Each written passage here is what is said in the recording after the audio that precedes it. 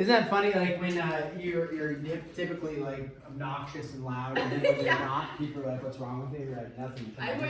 Can I actually just be quiet today? And you know, so it's okay to have a quiet day and be cool. All right. So now we have 3 different types of solutions for systems of linear equations. So we have 3 different types of solutions. Different than 3 different ways to solve. Zach, you want to name one of the types of solutions? No solution. Very good. Tomek, you want to name another type of solution? Elimination? Not elimination. That's a way to solve. What would you say? Types of solutions? Yeah, oh, types of no solutions. solution.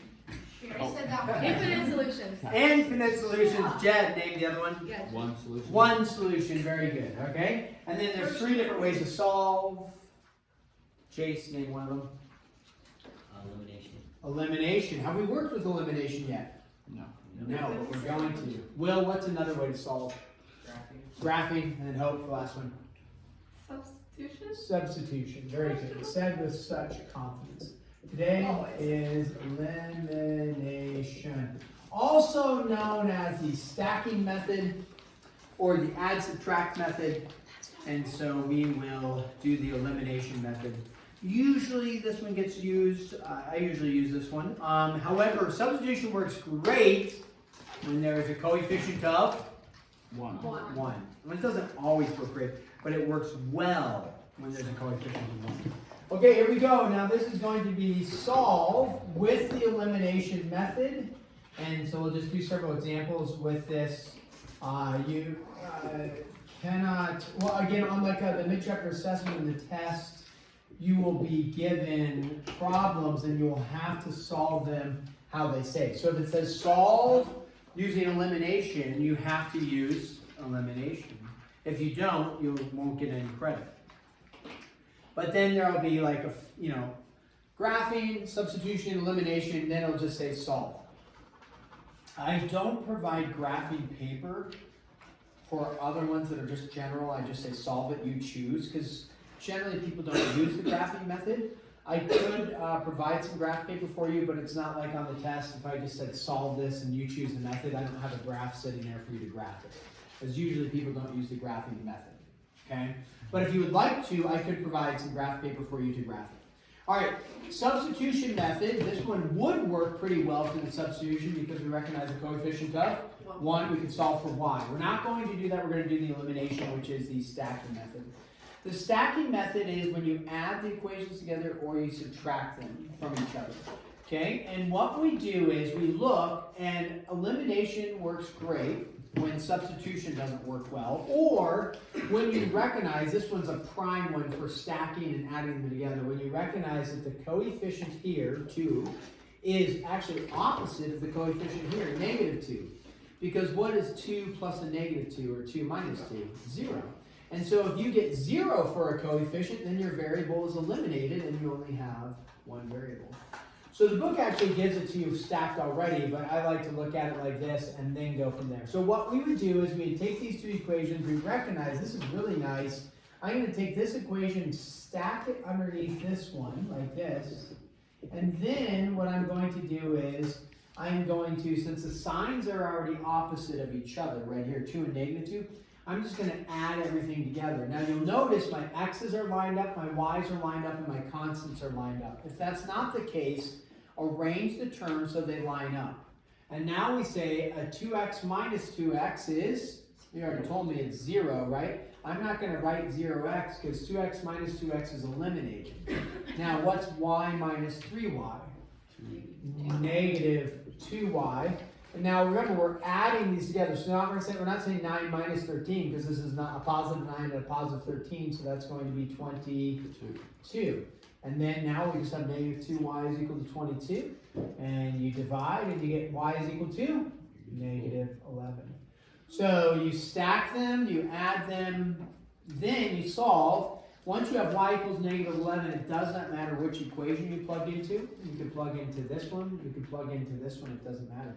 I might actually choose the first one because it's no, don't have to multiply anything with a y, possibly. So I would take 2x plus y equals 9. I just rewrite it so you can see it. Then I'm going to say y is equal to negative 11. So I'd have 2x minus 11 is equal to 9.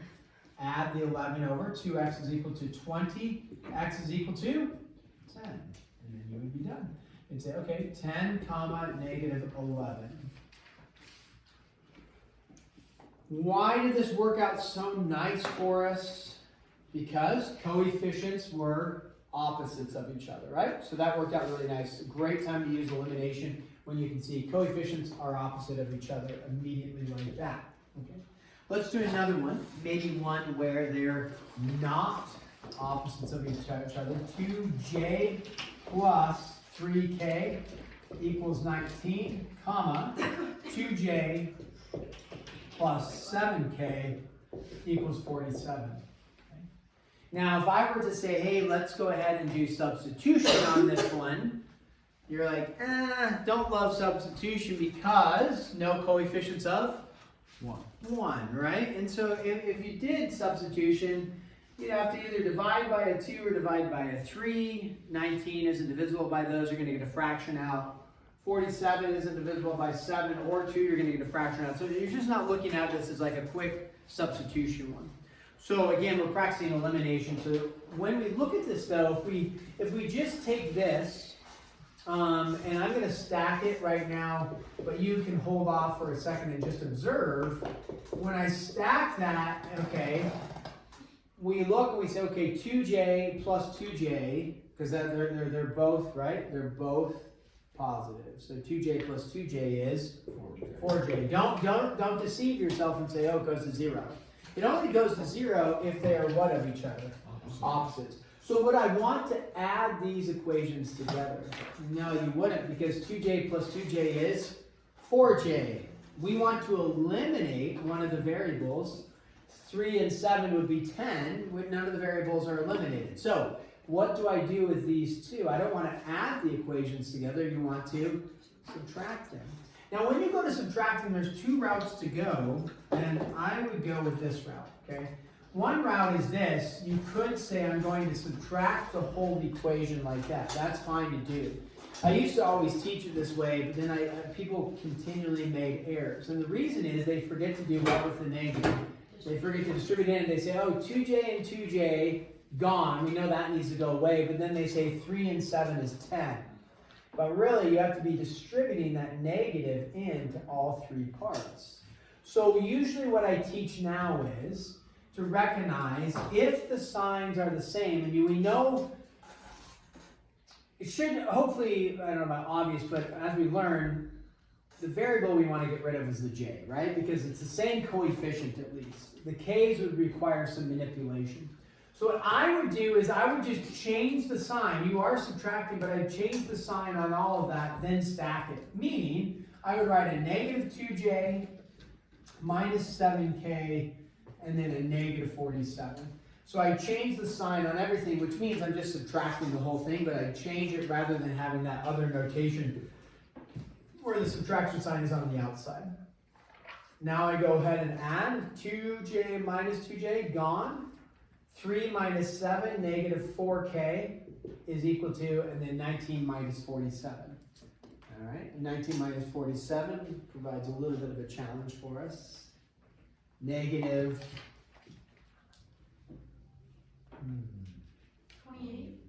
28. 32? No. 32. Hey, these are numbers, so that's good. Oh. I mean, let's go with negative 28. How do we feel about negative 28? Better than 32. Better than 32? Yeah, I feel better than 32. Okay, so now, does this actually work out nice and clean for us? Yeah, what do we get here? K is equal to? 7. Now, we actually have 3 equations that we are looking at because this one, and then we manipulated this one, right? So you could plug into any of the 3. I probably wouldn't plug into this because there's a lot of negatives going. Usually errors happen with negatives, or they can. So I would just say, okay, k is 7. I'm going to plug into the first one here. So 2j plus 3 times 7 is equal to 19. And you get 2j plus the 21 is equal to 19, 2j is equal to negative 2, j is equal to negative 1. Now in terms of coordinate form, ordered pair form, it's not an x and a y, so which one do we put first? We have a j and a k, so which one comes first? J because of alphabet, you bet. So j comma k, you don't need to identify it as j comma k because it's understood it's alphabetical order. If you were to switch it k comma j, you would absolutely have to state what you're doing and why. But otherwise, we would say negative 1 comma 7. If it's unstated, I would understand that this is a j, then this is a k. Alphabetical order then. Questions on that one? Okay. What about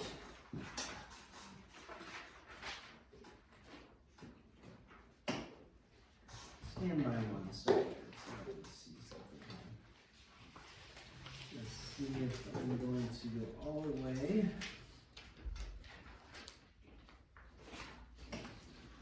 All right, let's go with number 3 here, and here's a good one. 9x plus 4y equals 10. As you're going to solve these, and if it just said solve whatever method you want, you would look at that and then hopefully say like, substitution doesn't look optimum. Dividing by 9 or dividing by 4 in the end isn't going to be optimum. And then we look at 3x minus 10y equals 26, and we look at that and be like, divided by 3 or negative 10, not optimum. So then we say graphing, usually we don't do, so then we'd say, okay, we have elimination. Well, when we look at this, okay, let's start back here on number 1. 2x and negative 2x, super sweet, right? Opposite coefficients, they cancel, done. 2j and 2j, a little bit of work to make them opposites, but just change the sign on everything, done. The j's are done. We look over here, 9 and 3, not the same. 4 and negative 10, not the same. Okay, so now what we need to do is we need to do a manipulation doing the LC, not D, because LCD is least common denominator, we're not doing the fraction. So LCM, least common multiple. So you're going to pick one of the variables, find the least common multiple, manipulate the equations so they have the same coefficients.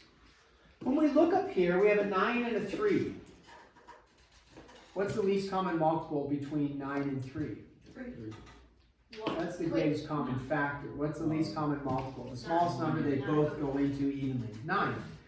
So if I chose 9 as the least common multiple, do I have to manipulate this one at all to get to 9? Nope. Do I have to manipulate this one? Yeah, multiplying it by 3. What's the least common multiple between the 4 and the 10? 20, right? So what that would mean is I need to multiply this by 5, this one by 2. So it's a double manipulation. Either one is actually acceptable. Typically, if we only have to do a single manipulation with the 3 to turn it into 9, that's what I do. So in this case, I'm going to aim to eliminate the x's by making these match, and actually the goal is not that they actually match, but that they are what of each other? Opposites. So if this is a positive 9, this is a positive 3, I need this to be a negative, not 3, but a negative 9. So what do I multiply this whole equation by to get to a negative 9? Negative 3. So I'm going to distribute that in, and I'm going to end up with a negative 9x plus, don't forget to do the signage correctly, 30y, and then 26 times 3. Go ahead, do that math. We're going to be making a stab at that. 68. No. Negative 78. Negative 78. What's 20 times 3? 60. What's 6 times 3? 18. 60 and 18 is 70. That was my next guess. That's okay. Yeah, just keep guessing. Eventually, you'll probably get there. Okay, now you could actually, instead of doing this like over here, you could have just taken this and inserted it right over here. Or you could take this one and stack it underneath there. It doesn't matter. Maybe just for the sake of doing something a little bit different, let's take this one, stack it underneath here. 9x plus the 4y is equal to a positive 10. And then we notice, oh perfect, our x's are opposites, they eliminate, and we get 34y is equal to a negative 68. Y therefore is equal to a negative 2. It will not always work out that your answers are integers, but this case it did. It's great. Okay, you can end up with fractions. Now, you have an original, you have a manipulated. So you have 3 different equations. Usually I don't plug into the manipulated because the numbers are bigger. I usually will plug back into one of the originals. This one looks like a prime candidate to plug the negative 2 into.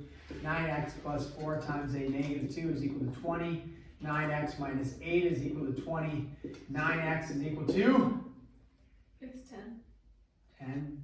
Thank you. I don't know where I got 20 from. Probably because I plugged in a 2, and then I said 10 times 2 in my head for some reason. 10, and then 18, and then x is 2. Thank you.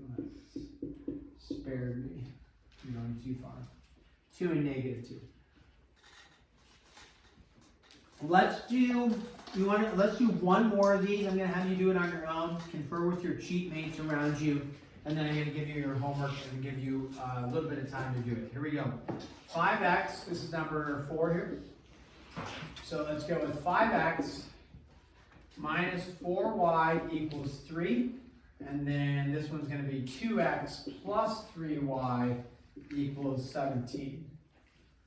This will require a double distribution.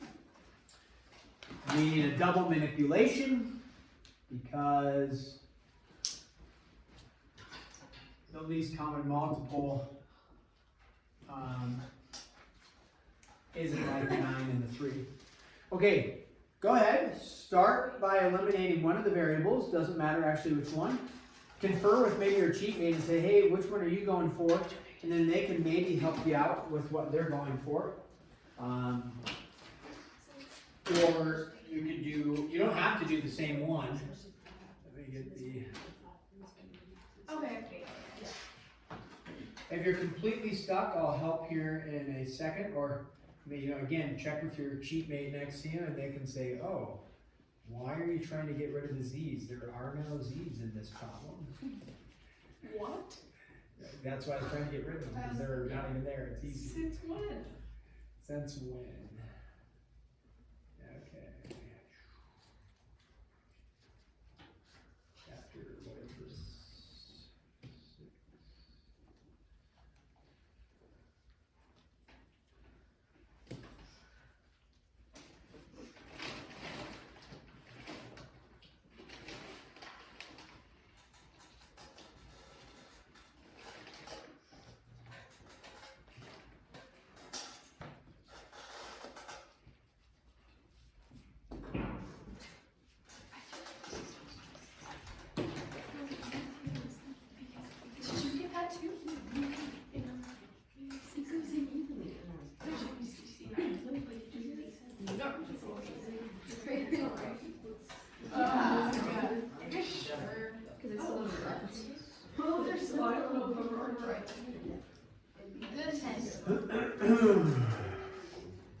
There's no other way.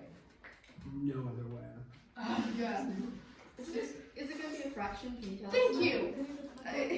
Yeah, I will give you a pro tip. It's going to be a fraction. People get fractions like it must be wrong because it's actually, it's like, it can't be that. Well, it can. It just requires then a little bit more work because it's fractional.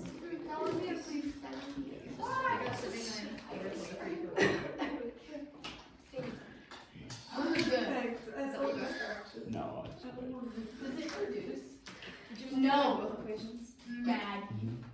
No, No, not not Wait, multiply. I don't think. The first one by negative 5. The other way, positive 6. Plus 1 by negative 2, positive 5 for the other. Because they can't both be negative. Okay, let's go over this one together. Even if you're not there, let's go over it together and make sure that we're on the right track. What variable did we want to eliminate? Okay. One potential option is eliminating the y simply because the signs are already different. Okay. No, but it doesn't, if you're okay manipulating by multiplying by a negative, it doesn't really matter. So you guys said x, let's go with x. What's the LCM for the x? 10. So you're going to multiply this by 2. But then remember, you don't want 10 and 10 ultimately. You want what? 10 and negative 10. So in which case then you would multiply this by a negative 5, or this by a negative 2, this by a positive 5. Alright, so either way, 10x minus 8y is equal to 6. Negative 10x minus 15y is equal to negative 85. I'm ready. Once I saw 85, So now we go 10x minus 8y is equal to a positive 6. And then we add those together. The 10s are gone. Negative 23y is equal to negative 79. So annoying. I mean, It's not that bad in a fraction, it's just multiplying by it. Alright, so now we end up with 79 over what? 23. 23. Okay. I got there. So now, what you can do, so there's actually 2 routes to go here. Typically, our route would be, we found y is 79 over 23, not like a really nice number, right? But it's still doable. You take that and you plug into one of the equations, right? And I would probably plug into one of the originals. And so you look and you say, okay, which one do I want to plug into? It doesn't really matter. Maybe we do this one. So you say, we're going to plug into this one, and we would say, so I'm going to put a line here to separate it out. 2x plus 3 times 79 over 23, right, is equal to 17. And then you could distribute, or not distribute, multiply in. What's 79 times 3? I'm not even taking It's 237. 237 over 23 is equal to 17. Then you subtract 2x is equal to 17 minus 237 over 23. Girl. And you get that number. Yeah. So it's a little bit of work, then you'd have to go a common denominator of 23. Count a little bit. Okay. What? 391. So 391 minus 237. And that, like, Zach's got his calculator going, which on the test you can't use, but on the homework you can, that's I fine. don't think it'll be this hard on the test. Well, it's not, hey guys, it's really not that hard. It is a little bit of like long multiplication, but it's not like some extreme. Where did you get your 391? 150. Zach said 17 times 23. I'm trusting his math is correct. It seems pretty close to So accurate. then why is the 23 not gone? Like, why Well, would you? 23 won't be It is, gone. Oh, you're saying so you can minus that? Yeah, Okay. okay. So we're gonna pause there. Actually, we keep going. So since you have a calculator, so I'll pause there. 391 minus 237 is 154. 154 over 23. And then you don't divide by 2 because you got a fraction multiply by the reciprocal. I've given you that. 2 goes into 54 how many times? 77 over 23. Oops. The answer. Okay. Now, we were kind of flying through at the end a little bit because Zach was giving us some calculated values and stuff like that. That's great. The other thing you could do on a problem like this, you're like, fraction. Okay, so was it not too bad getting 79 over That one was 23? easy. Was that one pretty straightforward? Sure. So we could, let's go back to the original right here. Here's your 2 originals. So if you think about it, we multiplied this by 2, this by negative 5, we eliminated the x's, and we solved for y. Well, what if I wanted to solve for x, which I eventually did with all of this work right here. But what if I go back to the originals and say, let's solve for x by eliminating the Yes. y. Why? So what would I multiply if I want to eliminate the y's? What's the LCM of the y's?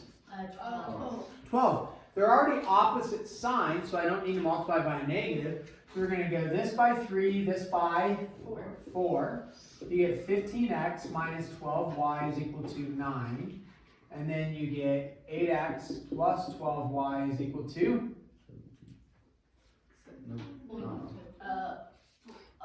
17 times 4? 68.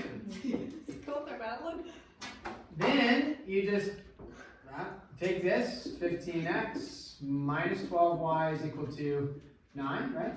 And then those cancel. And you have 23x is equal to 77. What is x equal to? 9. No, but look, you did it on both. Wow. You don't have to do that. Yeah, so this would be completely acceptable to do it this route. So like on a test, if you get this, that's fine. You're not going to have a calculator, right? This would prove challenging, but doable for sure with no calculator. But then this is even easier, right? With no calculator to do that. Okay? So we're going to stop there, give you about 17 minutes of work on homework. Nicole came across one, I don't know what number that was. Like, let me think, 29 and 31. It's like the last problems. So on some of these problems, as I've announced before, if you come across a problem and there was something about percents, right, and setting up equations with percents, Nicole got it. If you need some help on that, Thomas can help you. But I told her that type of problem then, in order, setting up the equations is doable. You don't need a calculator. Solving the problem is number 30. Yeah, it's around those. It's like the last one. Okay, it's the last one. It's just the word problems. Okay, anyway, solving them without a calculator, with lots of percents and small numbers and all that, that could prove challenging. So on a test, I'd either manipulate the numbers so they're pretty straightforward to solve, or B, I would say set up the equations, but you don't need to solve. So it would force you to be able to set up equations with the material, but not actually solve, okay? Here, this is absolutely viable to say solve. Now, it would be a little bit more challenging. It's not like, oh, it's super easy. No, you get fractions, it's a little more challenging, or that you remember to do it twice. So, but this is a viable question, but you're not going to have 20 questions like this. It takes a substantial amount of work. But you might have one or two like this in there. Now, I know you're all asking, what is our homework, Mr. Ellison? Okay, thanks for asking.